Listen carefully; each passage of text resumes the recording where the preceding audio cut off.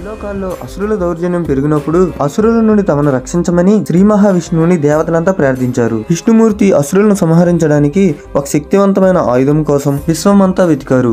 ఎంత వెతికినా ఫలితం లేకపోవడంతో కైలాసానికి వెళ్లి ధ్యానంలో ఉన్న శివుడిని బయటికి రప్పించడానికి 1000 కమల పువ్వులతో శివసహస్రనామాలతో శివుడిని ప్రార్థించారు. శివుడు శ్రీ మహావిష్ణువుని పరీక్షించాలి అనుకుని 1000 కమలాల్లో ఒకదాన్ని దాచిపెట్టారు.